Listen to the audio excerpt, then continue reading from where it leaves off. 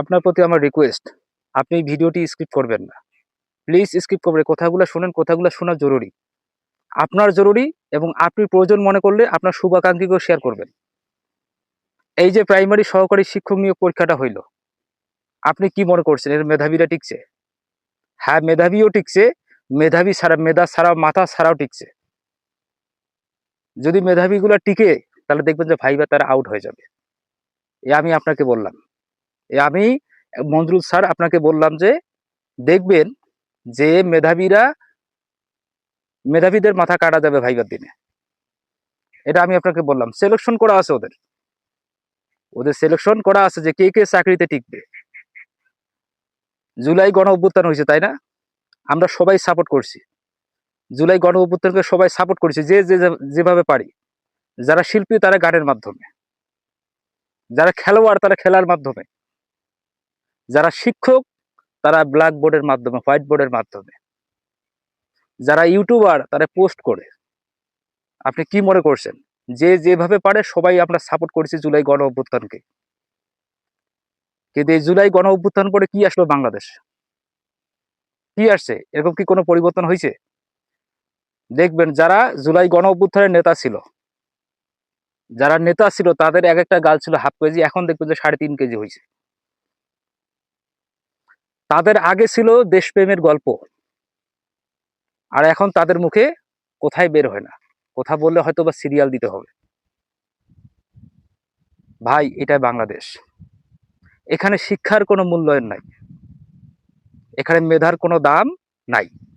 Mominul sir একটা কথা বলছে যে দেখবা তোমার বাড়ির পাশে একজন প্রাইমারিতে টিকতে সাইলেন্ট থাকবে। আবারও দেখবা কি যে যেদিন পোস্টিং হবে বাড়ির পাশ দিয়ে সামনে দিয়ে যাবে। কোথায় যাবে? স্কুল করতে। তখন আপনি বুঝবেন যে এ প্রাইমারিতে টিকছে। ভাই, এরকমটাই হচ্ছে এখন, এবং সিলেকশনও হয়ে গেছে। আপনি মেধাবী, মেধায় আপনার এই যে রেজাল্টটা, এই রেজাল্টটা একটা প্রহসন হবে। আমি আপনাকে বলি, এই রেজাল্টটা একটা প্রহসন হবে। প্রাইমারি পরীক্ষা এত তড়িহড়ি কেন? এখনো তো নির্বাচন হয়নি। নির্বাচন হলে নেতাকর্মী থাকতো, একটু ভাগাভাগি করতো। এখন তো সেই ভাগটা হচ্ছে না, পুরোটাই প্যাকেটে ঢুকাচ্ছে। আপনি কাকে সুশীল সমাজের মানুষ বলবেন? এরা সবচেয়ে বেশি দুর্নীতিবাজ। আপনার মামু নাই, খালু নাই, খালু নাই, খালা নাই, মামু নাই, আপনার চাকুরি হবে না। খালুকে জানেন? যে চাকুরি করে সে খালু। খালাকে জানেন? খালুর স্ত্রী খালা। মাঝে মধ্যে স্ত্রীকে ধরলেও চাকরি হয়। সে চাকরি করে না বেশ, বাট সে চাকরি দিতে পারে। আর মামু হচ্ছে টাকা। এই তিনটা যদি আপনার না থাকে তাহলে এই দেশের মেধার মূল্যায়ন হবে না, আপনার চাকুরি হবে না, আপনার সাসপেন্স হবে না, আপনার হক আদায় হবে না। কবে যে এই দেশে পরিবর্তন আসবে সে আল্লাহ ছাড়া কেউ জানে না। ভাই, এই জন্য বলি যে আপনি যদি একজন মধ্যবিত্ত পরিবারের সদস্য হন, মধ্যবিত্ত গুলো চাকরি পায়। যদি আপনি একটু দরিদ্র, হত দরিদ্র বলবো না, হত দরিদ্র মানে কি, উদ্বাস্তু যারা, যারা হ্যান্ড টু মাউথ, তারা হচ্ছে হত দরিদ্র। আপনি হত দরিদ্র ঘরের যে সন্তান হয়, স্কুলে ভর্তি হন, জাস্ট একটু পড়াশোনা করে মেট্রিকটা কমপ্লিট করেন, আপনি গার্মেন্টসে চলে যান বা অন্য কোনো সেক্টরে চলে যান। আপনি যত বড়ই মেধাবী হন, আপনি অন্য কোনো সেক্টরে চলে যান। বর্তমান যে বাংলাদেশের সিচুয়েশন, এই প্রেক্ষাপটে আমি বলছি যে আপনি অন্য কোথাও চলে যান, আপনার এই দেশে চাকরি হবে না, আপনি যত বড় মেধাবী হন। আর যদি দরিদ্র হন, যদি বাপের একটু সম্পত্তি থাকে 10 লাখ 12 লাখ টাকার, তাহলে ওই সম্পত্তিটা যদি আপনি চান যে আমি একটু ভালোভাবে থাকবো, তাহলে ওই সম্পত্তিটা বিক্রি করে আপনি বিদেশে যান। সেখানে আপনি ভালো থাকবেন, এই দেশে থাকবেন না। আপনার মেধার মূল্যায়ন হবে না ভাই, এখানে থেকে কোনো লাভ হবে না। কারণ আপনার মামু নাই, খালু নাই, খালাও নাই, আপনি কোথায় যাবেন? এই জুলাই গণ অভ্যুত্থান, তাই না? জুলাই অভ্যুত্থানের পরে এখন তো শিক্ষিত মানুষগুলো দেশ চালাচ্ছে। এরা কেমন শিক্ষিত? শুধু প্যাকেটে টাকা ঢুকার ফন্দি। এই দেশে ভালো ভালো মোরাল কথাগুলো শুধুমাত্র লেখা থাকে, শুধুমাত্র টাঙ্গানো থাকে, ঝুলানো থাকে, ওয়ালে ঝুলানো থাকে। শিক্ষকের রুমে থাকে বড় বড় মহৎ ব্যক্তিদের ছবি। আদৌ কি তারা তাদের আদর্শ অনুসরণ করে? তারা কি জানে তাদের জন্ম তারিখ কবে? তারা কি জানে তাদের আদর্শটা কোথায়? তারাই কিন্তু জানে না। শুধু ওদের দেখবেন যে মাথার উপরে তাদের বড় বড় মানুষ মনীষীদের ছবিগুলা টাঙানো থাকে, ধুলাবালিতে ভরপুর থাকে। যখন এরকম কেউ যায় তখন দেখবেন যে একটু পরিষ্কার করে।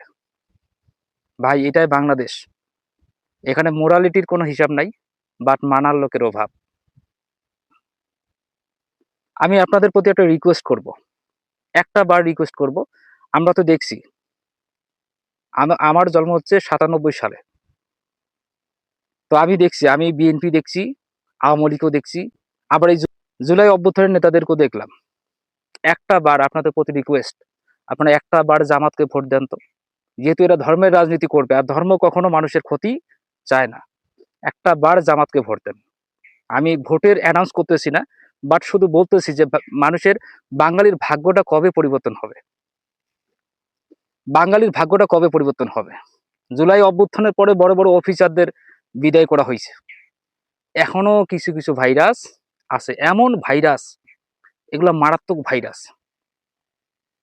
এই ভাইরাস এদিকেও যায় ওদিকেও আসে, এই সব ভাইরাস কিন্তু আছে, এগুলো সবচেয়ে বেশি ক্ষতিকর। আমরা তো জানি যে স্পষ্ট ভাষী শত্রু নির্বাক মিত্র অপেক্ষা ভালো, এরা নির্বাক মিত্র। এই কথাটা শুধু ভাববেন, এদের ছাড়াই করতে হলে, এদের পরিবর্তন করতে হলে বাংলাদেশে আরো 10 বছর অপেক্ষা করতে হবে। আর এই 10 বছরের জন্য আমরা জামাতকে চাই। এই জামাত যদি আসে, আমি পক্ষ বিপক্ষ বলতেছি না ভাই, জাস্ট একটা মেমোরাইজ করেন, একটু মেমোরাইজ করেন যে বাঙালির ভাগ্য কবে পরিবর্তন হবে। দেখি জামাত যদি দুর্নীতি করে, আমরা সেটাকেই বিদায় জানাবো। দেশপ্রেমের গল্প আমরা শুনতে চাই না, কাজে প্রমাণ করতে চাই। যারা কাজে প্রমাণ দিতে পারবে তাদেরকে আমরা ভালোবাসবো, তাদেরকে আমরা সাপোর্ট করব। জামাত একটা অঙ্গীকার করছে যে আপনার এদিকে লেখাপড়া শেষ, আপনার চাকরি অ্যাপার্টমেন্ট আপনার হাতে। জাস্ট এই কথাটা ভালো লাগছে। এটার উপর ভিত্তি করে আমরা যারা বেকার রয়েছি, আমি তাদেরকে বলবো আপনারা অবশ্যই এবার জামাতকে সাপোর্ট করবেন। পক্ষ বিপক্ষের কিছু নাই ভাই, আপনার নেগেটিভ পজিটিভ কিছু ভাববেন না, জাস্ট এইটুকু শুধু আপনাদের প্রতি আমার রিকোয়েস্ট। আপনারা এই কাজটা করেন তো, এবার দেখি। দেখি না, আমাদের তো ভাগ্য ধীরে ধীরে ধীরে ধীরে নষ্ট। আমার তো লাগ এই দেশে ধীরে ধীরে তো আমরা তো মানে একেবারে ভঙ্গুর হয়ে যাচ্ছি। এবার দেখি না, নিঃশেষ না হওয়া পর্যন্ত একটু দেখি, এটা একটা কাজ করি। এই কাজটা করি আমরা সবাই, এইবার করবো ইনশাল্লাহ। এবার এটা করার চেষ্টা করি। ভাই এই পরীক্ষাগুলা তড়িঘড়ি করে নেওয়ার কি দরকার? এই যে বিসিএস পরীক্ষা এসে গেল, জানা না জানি এখানে যে আরো কি হয়। 50তম বিসিএস এর অ্যাডমিট আজকে ডাউনলোড শুরু হয়ে গেছে, যে এখানে যে আবার কি হয়। তো এইভাবে যদি প্রতিটা সেক্টরে যে দুর্নীতিবাজ ঢুকতেই থাকে ঢুকতেই থাকে ঢুকতেই থাকে, তাহলে এই বাংলাদেশটা ভাই কি হবে? এই দেশটা কি হবে? দেশ তো মায়ের মতো, দেশ অনেক ভালো, দেশের মানুষগুলো এত জঘন্য হচ্ছে কিভাবে? এটা একটা পরিবর্তন হওয়ার দরকার, একটা পরিবর্তন হওয়ার দরকার। আমি আপনাদের সবাইকে রিকোয়েস্ট করি এই ভিডিওটা একটু শেয়ার করবেন এবং ভিডিওতে লাইক দিবেন। এই কারণে যে আপনি শুনবেন, আপনার শুভাকাঙ্ক্ষী কাউকে শোনার একটা সুযোগ করে দিবেন। তো আজকে এই পর্যন্ত। আল্লাহ হাফেজ।